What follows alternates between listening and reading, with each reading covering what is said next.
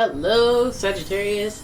It's umomgtarot, and this is your what they are dying to tell you tarot card reading. So we're going to be looking into that question on your behalf, and I'm going to do a straight up tarot card spread and figure this one out with you guys. What they are dying to tell you, what they want you to know. Oh, we got a jumper. We have we got three jumpers. First jumper is the Two of Swords. Some of you guys are like, oh, that indecision sneaking up on me. That being caught in limbo energy sneaking up on me. What they're dying to tell you, they're caught with indecision. It's between you and something else.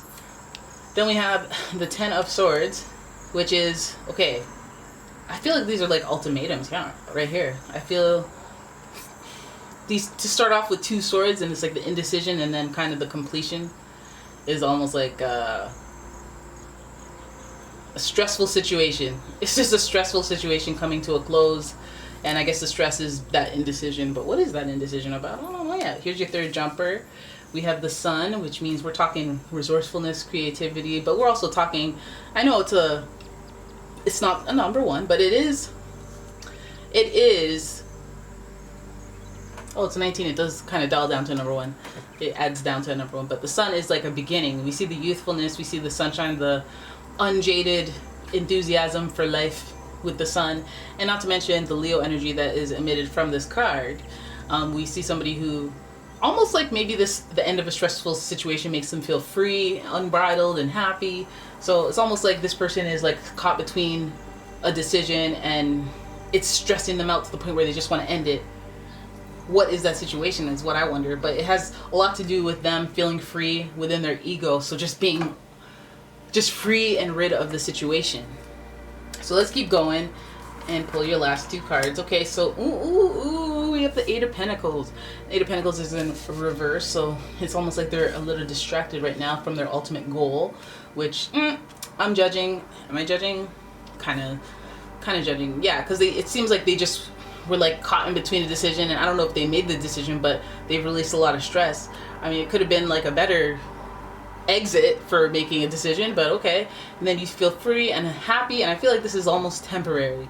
This is like, you know what, forget it, forget everything, I'm done. And then you just jump off the boat into the water, but then you gotta realize, oh wait, there's no land, and I'm probably gonna get a swimming cramp. And hold up, are those riptides? You feel me? So it's just like, okay, you know what, forget it, I'm free. Throw my clothes off, throw the blanket off, nudity, you know, that whole, forget it, I'm free as a bird. Forget all your troubles, Hakuna Matata. So then we have something that is almost the opposite of this energy. It's Eight of Pentacles. Eight of Pentacles is supposed to represent hard work.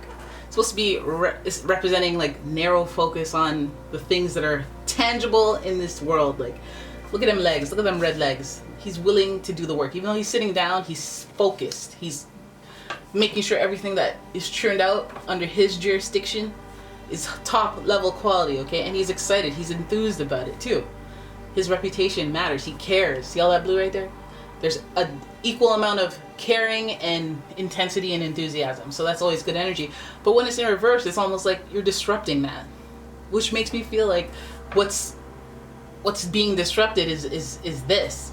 I feel like, you know, the end to a stressful situation after indecision. Maybe one person walks away, and maybe it's very distracting. You're just kind of like ignoring the situation. You're just trying to ignore what's really going on by going, you know what, forget it, we're just over it. Is this stressing me out? I'm just done, you know? And so this person, what they've been working so hard on, what they've been putting effort into, they're like distracted from it, throwing it away. So if you feel like this person, that they're dying to tell you that just like, forget it, I just don't want to do this anymore, forget it, I'm done, you know? But I don't think they mean it in like this like malicious way. I feel like it's they were stressed out about deciding about, like, you know, but then they just, you know, maybe some pressure was applied, but maybe they're just like, you know what, the path of least resistance right now is me just being free and solo and on my own. But I feel like that really does ignore the amount of work and effort they put into whatever they've built. Then we have the Knight of Cups. This is almost like retracting their offer of love, or their offer of, here, I was going to do this and that for you to make you feel comfortable, to make you feel happy, babe. But whatever they offered, like the actions didn't follow. The actions made it feel like, okay, well, you're kind of dangling this bouquet of cares in front of me, but you're not actually showing me you care. You're just telling me that you're going to do this and you're going to make it up and you're going to do, you know what I mean? I feel like this person is more or less dying to be free in some way, but in a almost an immature or juvenile way, where they're just like, forget it, I don't want to talk about it, forget it, I just don't even want to deal with anything kind of way. And it's not right. It doesn't feel right. It doesn't feel like they're completing a goal or a task that they set themselves, that they set their mind to originally. And especially if they were ready and willing to put in all this hard work and effort into a relationship, a connection, because the Knight of Cups is supposed to be a romantic gesture or a loving gesture towards you. And if it's pointed towards this whole, I'm putting in all this effort, I'm actually physically, tangibly trying to show you that I'm putting in the effort for you, and then you're gonna go ahead and like pull it back? No, sir. And I feel like they are dying to tell you that, because I guess maybe they're going on with the facade, putting the blindfolds on and trying to ignore the problems, trying to pretend that they're going to come through when they know fundamentally they just want to be free. They feel stressed, they feel maybe resentful and wanting the situation to just end by any means.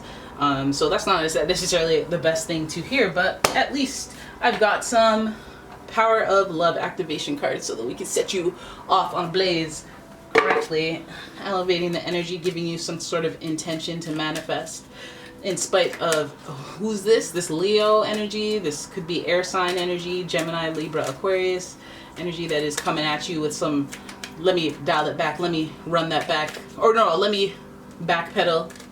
I thought I could handle stuff, but I'm just very juvenile or very immature, or just focus on my ego and fulfilling my own desires, and you know, ignoring what I built with this person.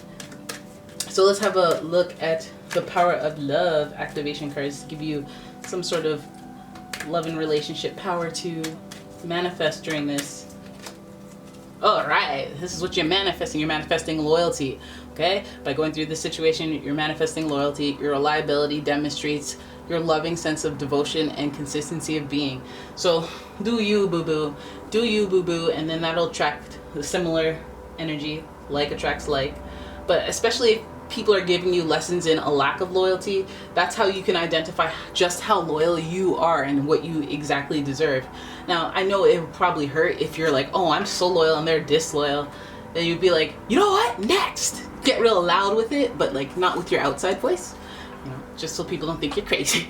But, you know, flex on how loyal you are when you see all these fakes who aren't. And you're like, you know what? I didn't realize the value of my loyalty, because, wow, there's a lot of people who aren't. They stink. And you know what? I should probably, you know, focus more on the people who have no problem being loyal. Like they have built-in loyalty. Baby. Leos care about loyalty, and them lines and their pride. That should matter. That should matter to me. But I feel like first and foremost, Leos have loyalty to themselves. Okay? And anyone, like their offspring, they have loyalty to their offspring just because that's them too. That counts as them. So, boom. Right? Wait for it. Just wait for it. Alright, so there it is. That's your reading. I hope you guys enjoyed it. If you did, please give the video a thumbs up and subscribe to the channel. And I will see you in the... What? And if you'd like a personal reading, please check out the description for a link to the website, as well as a link to my Etsy shop where I sell all sorts of bath bombs and candles, and I'm filling the shop with metaphysical products, so stay tuned for that. And thank you for watching, guys. I'll see you in the next one. Bye!